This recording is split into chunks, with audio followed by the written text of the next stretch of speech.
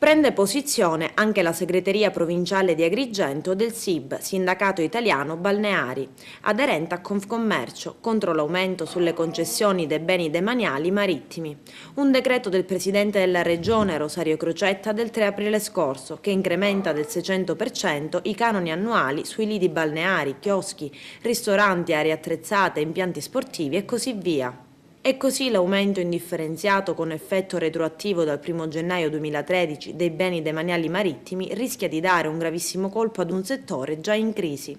Una spesa che va a sommarsi a quella di pulizia, gestione della spiaggia e della struttura, al servizio di assistenza alla balneazione, acquisto e manutenzione delle attrezzature, retribuzioni e oneri del personale dipendente, contributi previdenziali e assistenziali del titolare, canoni idrico e i rifiuti e IMU. Un provvedimento che l'assessore regionale al territorio e ambiente Mariella Lobello giustifica così. Un aumento del 600% dei canoni è sicuramente alto, però dobbiamo capire da cosa partiamo. Io voglio fare due esempi.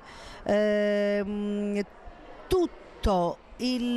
Regione Sicilia, tutto, stabilimenti balneari, industrie, alberghi, aree demaniali, tutte le nostre coste, pure delle isole, 1650 km di costa utilizzate come aree demaniali, producono per la Regione Sicilia una entrata di 7 milioni e mezzo.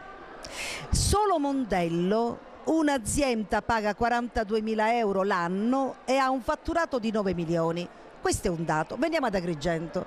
Il pagamento che viene fatto per il canone demaniale è di 1 euro a metro quadrato. Noi abbiamo ad Agrigento stabilimenti, diciamo così, il più grande ha un canone annuo di 7.500, molto grande, annuali.